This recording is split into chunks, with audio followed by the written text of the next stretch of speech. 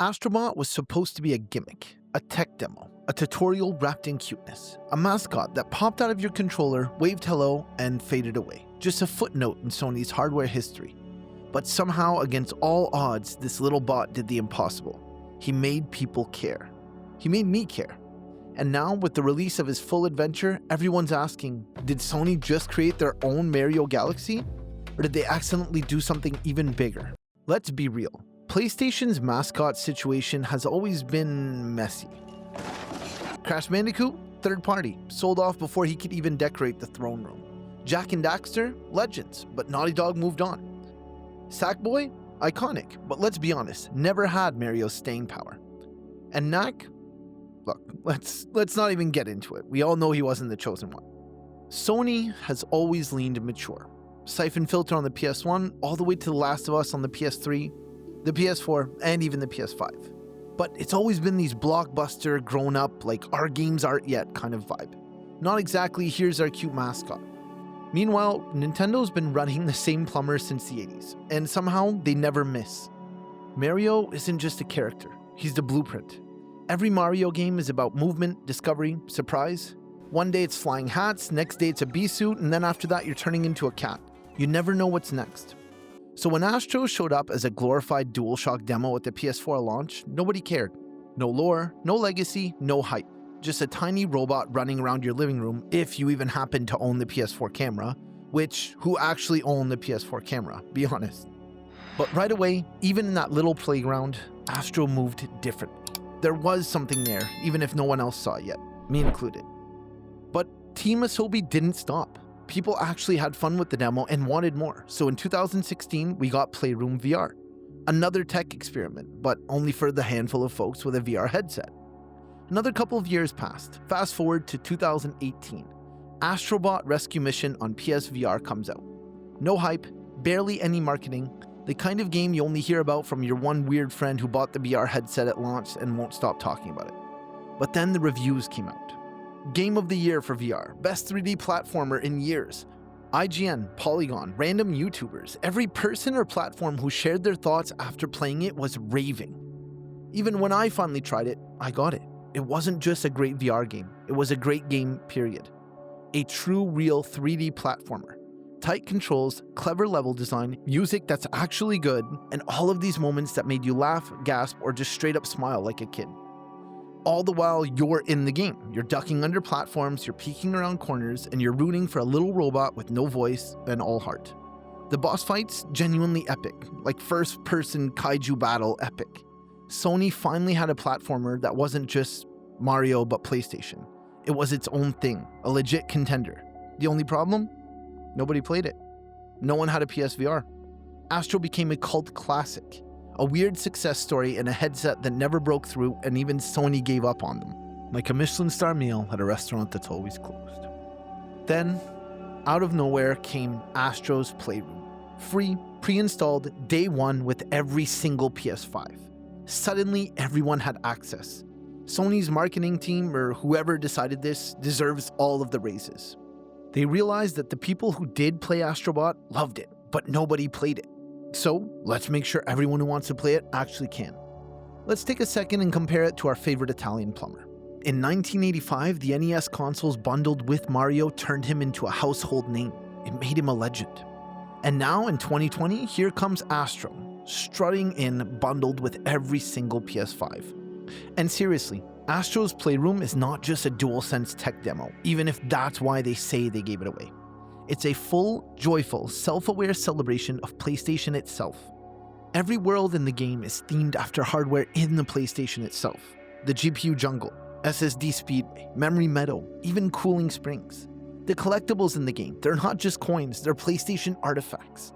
They went back, they looked, the PS2 memory cards, the iToys, PlayStation Move wands, and yes, even that weird PSP camera add-on your cousin insisted was going to be the future.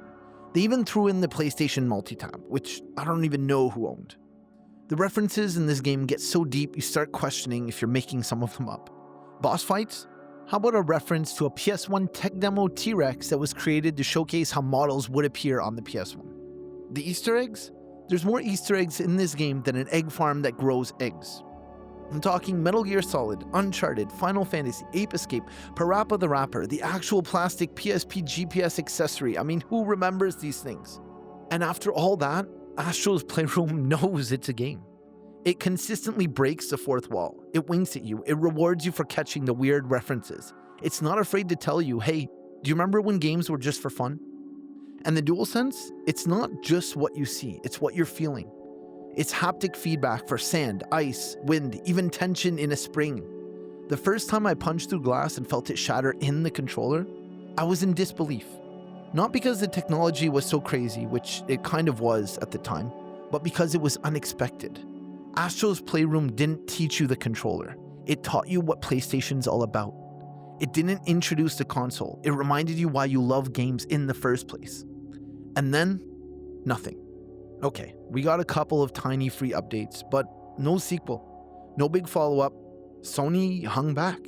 Sony said, thank you, Team Asobi, and went right back to its prestige. The Last of Us, God of War, Ghost of Tsushima, those titles. For a while, it felt like Astro and the legacy that had been created was destined to be another PlayStation what if. But then, out of nowhere, 2024, Astro's back. And he's not just back, he's actually getting the star treatment. The new Astro Bot isn't a free tech demo, it's not a nostalgia tour.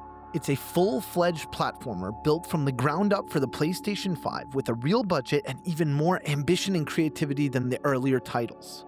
What's new this time? Well, a lot. 90 brand new levels for one. New suits, brand new power-ups, and the references. The references this time, they're more about the games and characters that were played on PlayStation consoles as opposed to the hardware. Astro's traveling from planet to planet like it's Sony's Mario Galaxy, except with DualSense tricks that even Nintendo hasn't tried yet. 1 second, you're bouncing across a random planet. The next, you're scaling a construction site, and then right after that, you're making your way through a haunted castle-themed level.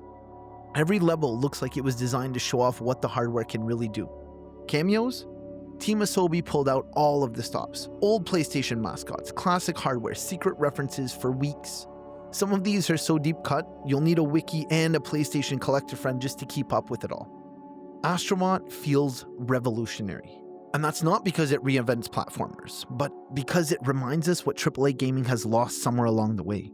Joy, honesty, playfulness for its own sake. It's not trying to be a 60-hour epic. It's not trying to be the next $300 million blockbuster. It's not even trying to nickel and dime you like all of the games these days. It's lightweight on purpose. It's short, sweet, confident enough to just be a fun game. It doesn't want to be anything else. Astro proves you can make something genuine and still make it matter. That's the real innovation here. Astro isn't just Sony's Mario. He's a platforming icon in the making, crafted with the same design philosophy that made Nintendo a household name. Just like Mario, Astro is all about pure, responsive movement. Every jump, hover, punch, it all feels instantly satisfying. What's Nintendo's golden rule? Use a mechanic once, master it, and move on. Astro Bot, same exact thing. One level, you're given frog-face boxing gloves. Next, you're using a chicken to jetpack through lava. Then, out of nowhere, you're floating through the skies with an octo-balloon power-up, and minutes later, you're playing in the world of one of your favorite PlayStation franchises. Then, when you make your way back to the hub world, you're brushing shoulders with every PlayStation icon you've ever played with and a bunch you've never even heard of. No recycled content, just burst after burst of fresh gameplay. You remember Mario Galaxy? Every world's a new gimmick, a new surprise, always moving forward. Astro Bot knows this. New worlds, new vibes, new mechanics, just like Mario, but filtered through pure PlayStation DNA. If you've watched the channel before, you know how much I love my memorable moments. There was a lot in this game, but I've picked this one for many reasons, as you'll soon see. The Uncharted level. I hit that section, and no exaggeration, I couldn't believe it. You're scaling walls, you're swinging across gaps, the music kicks in, and suddenly you're Nathan Drake, except you're a 2-inch tall robot. The Ape Escape level was cool too, but I hadn't played Ape Escape, so it didn't hit me in the feels like this one did. You're literally Nathan Drake. You're shooting everything and everyone in your path with so many references to the games, the levels within them, even the intro to the fourth game, which has you shooting a toy gun in your attic. I basically put the controller down for a second and I was like, is this real? For a second, I wasn't playing a mascot game. I was living out a PlayStation fever dream. Not one of the 90+ levels is just another level to Team Asobi. You can tell they put the time and energy into each and every one. At one point, I even handed the controller to my friend who doesn't play games, and even they couldn't stop grinning. That's Astro's power. Mario never needed voice lines to be iconic. Neither does Astro. Simple design, expressive animations, emotions through action. He's not gritty, not sarcastic, he's not overexposed, he's just fun. The way a mascot should be. Super Mario Bros. Sold the NES. Mario 64 sold the Nintendo 64. Astro's Playroom sold the DualSense. And now Astro Bot's doing it again for the entire PlayStation 5 ecosystem. Astro Bot is Sony's ambassador, built to demonstrate power through play. Sony's games are usually cinematic epics. Astro isn't that. Astro is pure gameplay. Tight, joyful, surprise-filled platforming. That's Nintendo's turf, and now Astro's really pushing onto it. Is Astro Bot Sony's Mario? A lovable mascot. A showcase for hardware. A playground of platforming genius. He doesn't just belong in the conversation, he is the conversation.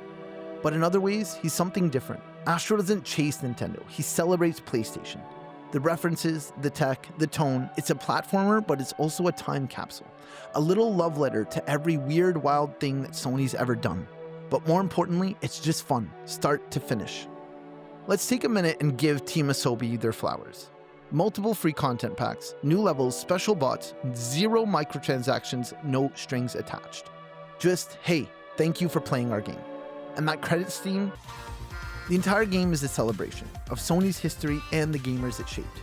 No bloat, no padding, no grind. Okay, a little grind at the end, but the fun kind, a good kind. I ended up so close to getting the platinum without even realizing I was chasing it. I went for it. And that's just how much fun I was having. The trophies basically just happened because I wanted to keep playing. And in a time where most games want 60 hours just to get you going, it's rare. So I actually went ahead and did it. I documented the whole platinum journey. It's funny, chaotic, and way more wholesome than I expected. If you want to see what it's like to 100% the most joyful game on PS5, that video is right here. Okay, not right here yet, I gotta finish editing, but subscribe so you don't miss it. Let me know your Astro versus Mario takes in the comments, and is Astro Sony's Mario, or is he something new entirely? Thanks for watching, and we'll see you next time.